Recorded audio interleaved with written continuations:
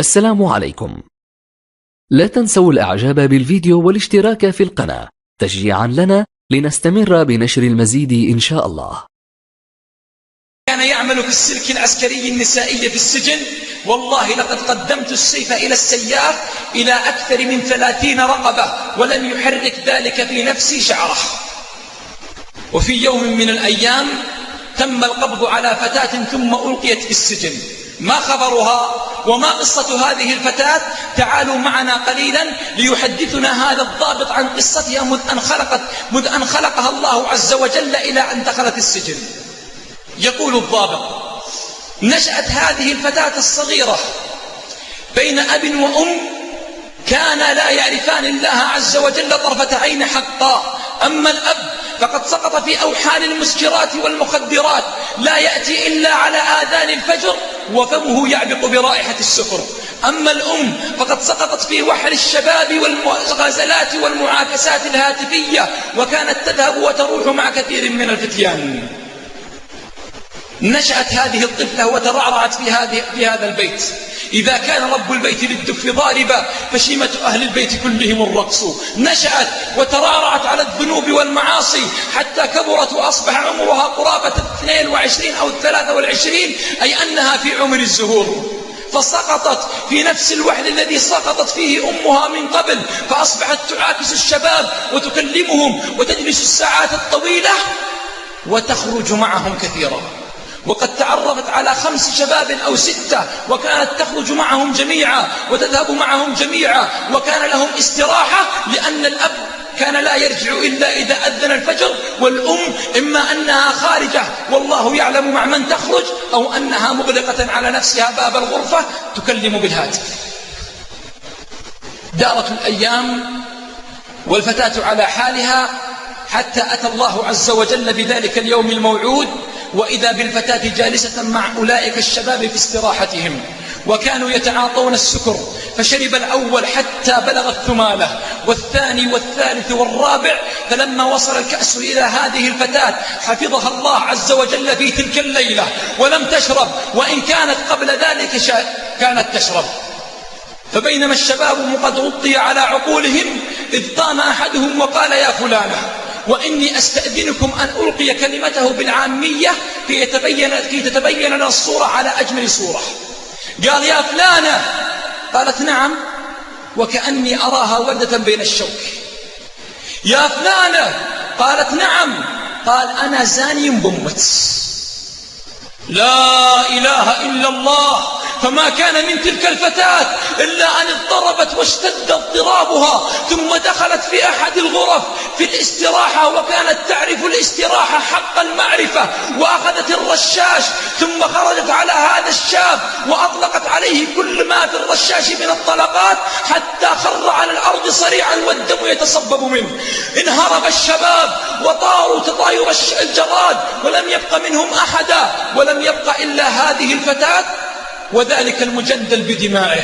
سقطت على ركبتيها لما رأت الدم يتعب، ولم تمتلك نفسها حتى جاءوا رجال الشرطة وقبضوا عليها ثم أدخلوها في سجن النساء. هل انتهت القصة؟ لا.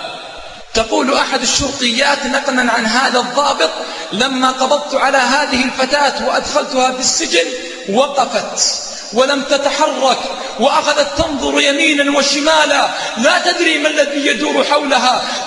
ترى بعض النسوة يقفن ثم ينثنين ثم يخررن على الأرض ثم يقفن مرة أخرى. فقالت الفتاة للشرطية: ما هذا؟ ما هذه الحركات؟ قالت الشرطية: ألست مسلمة؟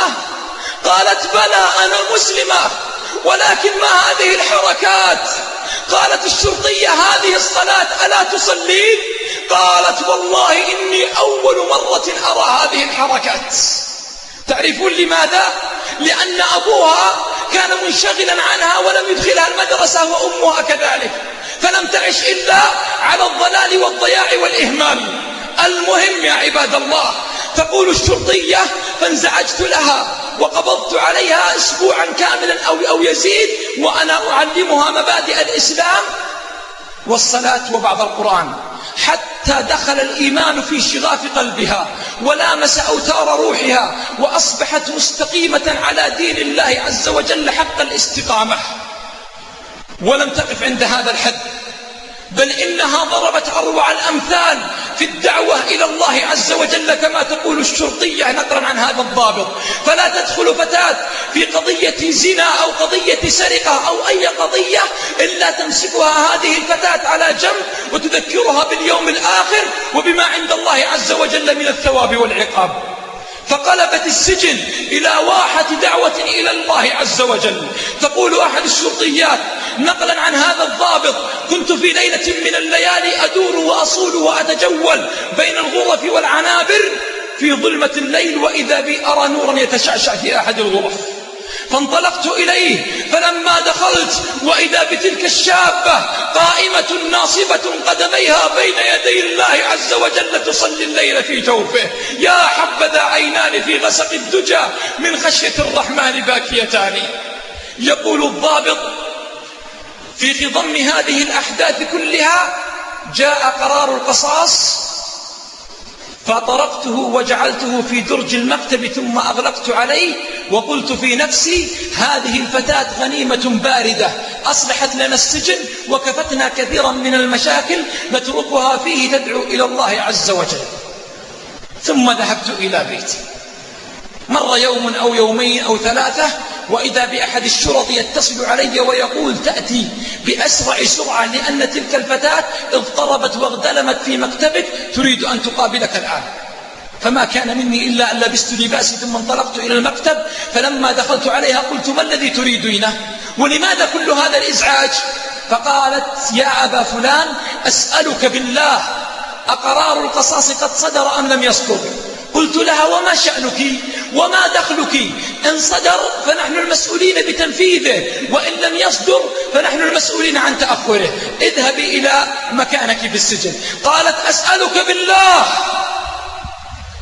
إن كان قرار القصاص قد صدر، أسألك بالله إن كان قرار القصاص قد صدر ألا تؤخره أبدا. إن كنت تريد لي البقاء في الدنيا فإني قد اشتقت إلى لقاء ربي، ووالله إني منذ 3 ليال وأنا أرى منامي أو أنا أرى موطني في الجنة في المنام. سبحان الله، ما بين غمضة عين وانتباهتها يبدل الله من حال إلى حال.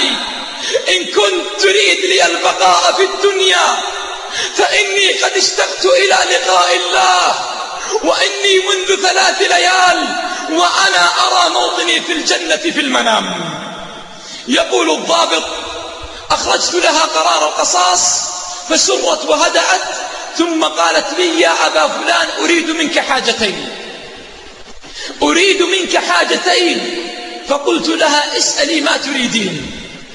قالت: أما الأولى فإذا جمع الله عز وجل الخلائق يوم القيامة ولم يبقى أحدا من الخلق إلا وقد جاء به الله عز وجل، فإني لا أعرف أحدا من هؤلاء كلهم إلا أنت.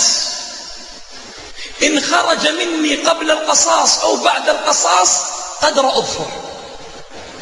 اسمعي إلى العفاف أيتها المرأة، تقول: لا أعرف أحدا يوم القيامة بين يدي الله عز وجل إلا أنت.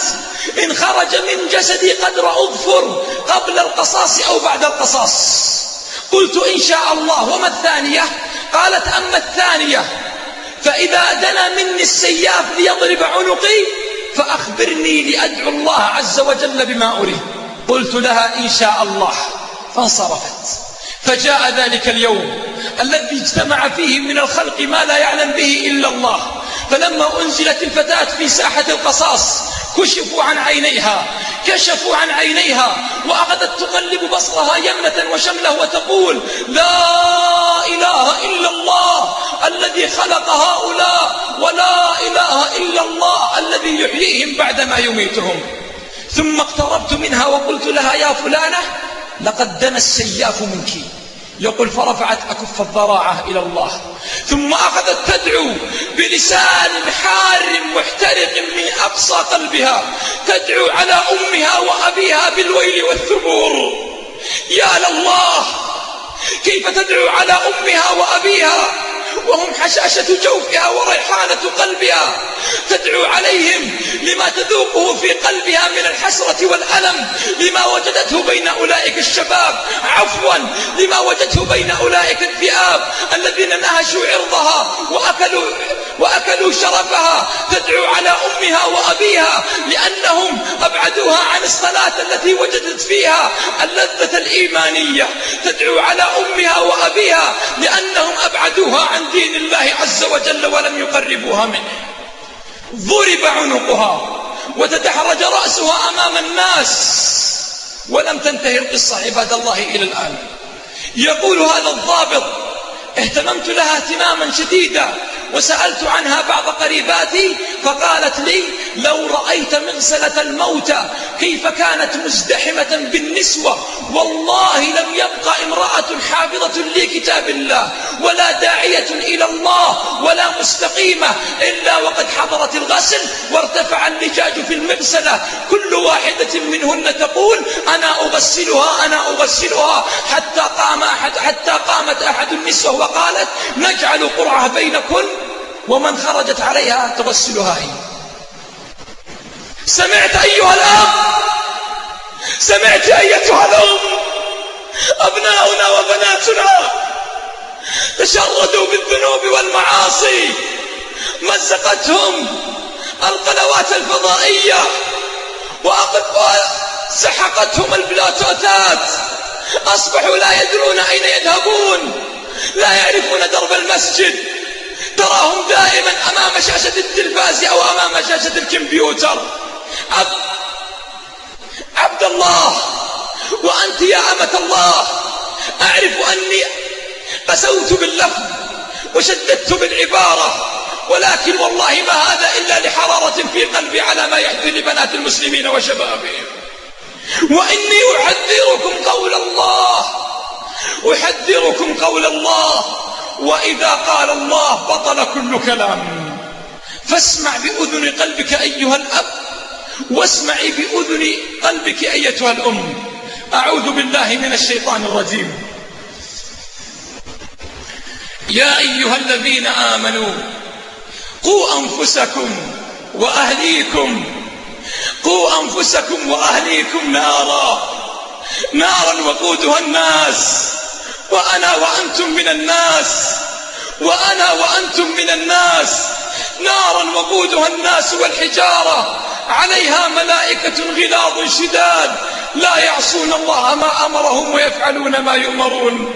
اللهم يا ذا الجلال والإكرام، يا علام يا من بنيت دار السلام، أصلح لنا النية والذرية. اللهم أصلح لنا النية والذرية، اللهم أصلح لنا النية والذرية، وارزقنا من أولادنا وبناتنا قرة عين في الدنيا والآخرة. اللهم لا تجعل لنا ذنبا في هذا المقام إلا غفرته، ولا هما إلا فرجته، ولا ولدا ولا بنتا إلا أصلحتهما، ولا زوجة إلا قومتها على الدين يا رب العالمين. اللهم يا حي يا قيوم، يا واحد يا أحد، لا تفرق هذا الجمع المبارك الميمون إلا بذنب مغفور وعيب مستور وتجارة رابحة معك لا تبور. هذا والله أعلم وأجل وأحكم، فما كان من صواب فمن الله، وما كان من خطأ فمن نفسي، وأستغفر الله، وصلى الله وسلم على نبينا محمد.